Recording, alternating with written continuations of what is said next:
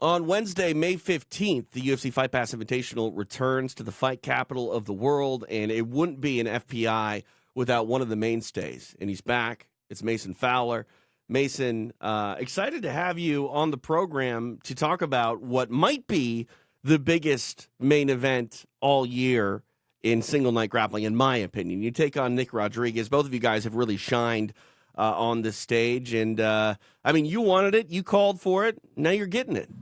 Yeah, absolutely. I think that me and him have both been chasing Gordon. Obviously, like a match against Gordon would be the only thing that could be bigger than this. But if it's not for that, I think Nicky Rod is either the second or the third biggest household name in jiu-jitsu right now. Probably maybe apart from Craig Jones, right? So I think it goes Gordon, Craig, and then Nicky Rod as far as just popularity and brand and value. I think Nicky Rod's probably that number 3 guy. So I'm happy that I'm going to be able to go out there and showcase my jiu-jitsu and get a huge matchup like this. And hopefully I can go out there and get the job done.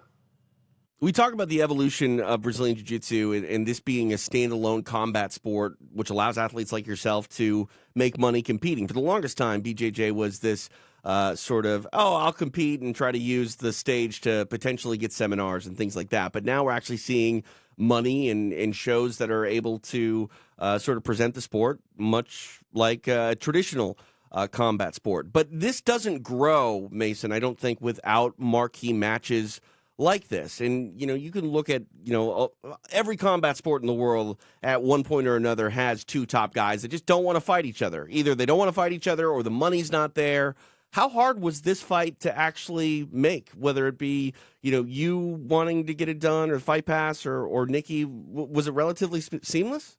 Yeah, I mean, at the end of the day, I've also been kind of stuck in that mindset because, like I've said before, I just didn't want to lose that match with Gordon. So I was kind of even, playing the game a little bit, like, oh, let's take this matchup. Maybe we shouldn't take that matchup, and doing the kind of like smart like strategy game plan. And that's what all the top guys are doing nowadays in our sport. And something just went off in my brain after Gordon made the announcement that he retired. I'm tired of just waiting around and taking smart matchups. So that's why my last opponent is like, in our world, he's very well known. He's very respected. But to the average person, he's not very well known. And he's very, Right. very dangerous, number 1 ranked in the world. So I was like, all right, that's what I want. I want the best guys. I don't care if anyone knows about them or not. Let's just go out. I just want to test myself. I don't want to be 80 years old telling people how good I was, but I never really tested myself against the best, right? So Pedro was the first step. And now after that, who's the other guy that no one wants to compete against? Who's the guy that everyone's turning down? I mean, it goes without saying. You're not turning him down. Yeah, exactly. So that's the kind of matchups I want. I want to go against the scariest dudes that no one wants to compete against, the toughest matchups. People can talk crap about Nicky Rod and say that he doesn't have technical jiu-jitsu or this or that, but at the end of the day, he's go beat him then, right? He's very, very difficult to beat. Whether he's a slick jiu-jitsu guy or not, he knows how to win, and he wins at the highest levels. And I want to go out there and test myself and see if I can beat him. This is an interesting matchup that I've been kind of looking forward to for maybe longer than the average person, simply because, there was a time you were smashing everyone in Submission Underground. It was along the same timeline that Nicky Rod came through EBI and won their absolute tournament. And, you two are on similar trajectories on that Fight Pass platform where it seems like all you guys do is win. Now, obviously, you talk about, angling for the biggest match possible, which would obviously be a Gordon Ryan fight. Going back to your, earliest beginnings as, like, let's just say Submission Underground champion, when did you start to think differently about your approach to competition? Because at one point or another, I assume this goes from a passion to something you like to do to test yourself to, okay, this is a real business. I have to treat myself as sort of a commodity. Do you remember that moment and when that happened? Yeah, so I would say that it varies. Whenever I was the champion of Submission Underground, I never negotiated any of the opponents. I accepted every single opponent that they put in front of me. I never asked for a different opponent. Like, I was a brown belt at the time, and I won the tournament, and then they're like, all right, you got Craig. No problem. Beat Craig. It was controversial. They said, hey, we have to do a rematch. No problem. Right after that, they're like, hey, next guy, Vinny Magalish, ADCC champion, no problem. So when I was the champion of the organization, I didn't turn down a single match. Um, and then, after a while, I really built my stock up through Submission Underground. And then once Submission Underground ended, I had a really high stock and a high value. And again, there was a lot of interest for me versus Gordon. So I think at that point is when I started to be a little bit more careful with my matchups, right? Because I wanted to really try to angle for that match with Gordon. And so I would just say it goes into phases, right? Like right after I lost the last ADCC, Fight Pass called me and they wanted me to do a 8-man tournament for 25 grand. And I didn't ask who was in the tournament. I just accepted it because I was coming off a loss, right? So my stock was already kind of low and I wanted to build it back up. So I wasn't in a position to really try to nitpick who I'm competing against.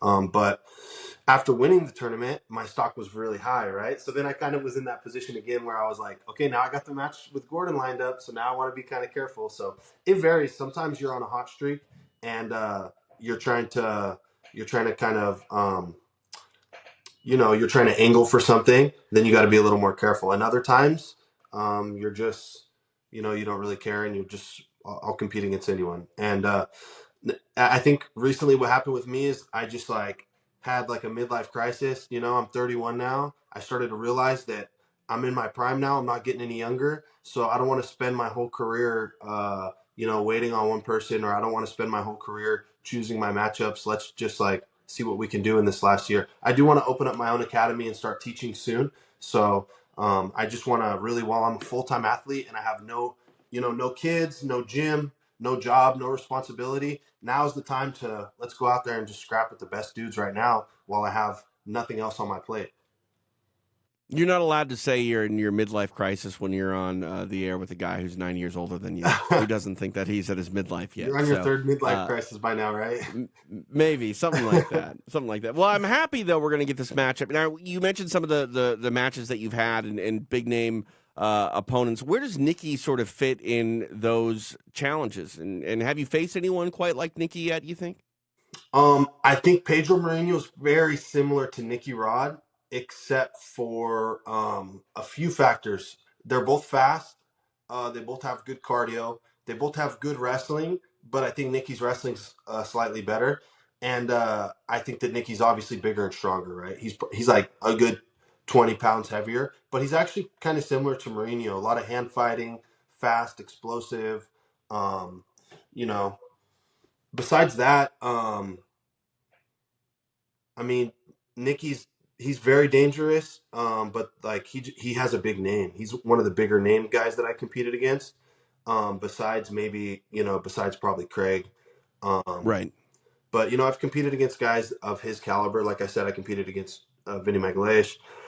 I won the Brazilian Nationals and the European Championships in the gi at ultra heavy. So I competed against a guy that was 450 pounds in the Europeans. So I've competed against big heavyweights before, plenty of times, and I've competed against big wrestlers before. So it's not. I'm not going to run into anything I haven't seen before. I have a lot of experience competing in grappling.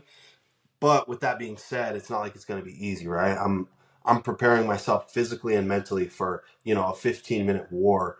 Nicky's going to be he's going to be trying to body lock past me and smash me, and he's going to be real heavy on me. He's going to be fast, athletic, passing side to side, and it's going to for the whole 15 minutes. He's not going to give up. A lot of guys, even high level guys, sometimes they kind of break, and Nicky never breaks. He'll fight until the end.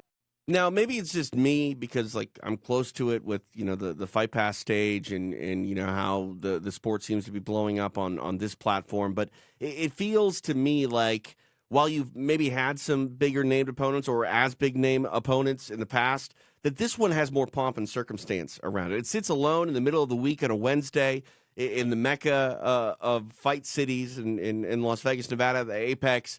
Do you feel like this might be the most anticipated matchup of your career, or is this just another one for you? The thing is with the sport, it's getting bigger and bigger every 6 months. It's jumped and it's even bigger, right? And then obviously the UFC has a big platform. So as far as grappling against another high level guy. I've done that before, but because the sport is growing exponentially, every time that I do a huge match, it's going to be bigger than the last one.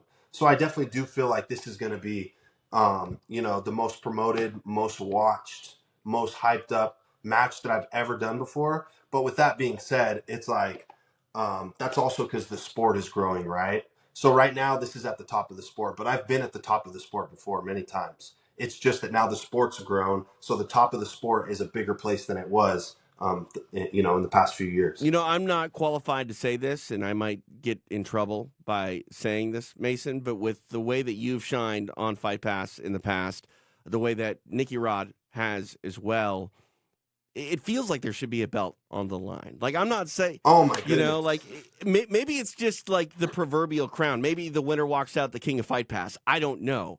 But don't you feel like maybe there should be? Please call Steven and tell him to make a belt. We asked for a belt a bunch of times. I think it was just an issue with time, like how long it would take to get the belt to Vegas. But if you know someone that can make a belt, TJ, get a belt made. Help me out here. I want a belt, I man. mean, I asked for the belt. I really want the belt. like I know Gordon's situation as the king of the sport is sort of up in the air, but for my money No, right Gordon's now, out. We should have right a for my belt. money, like Me and Nikki should be fighting for the belt. forget the belt. Like there should literally be a crown on the line because whoever walks out is going to be the king of the Fight Pass Invitational.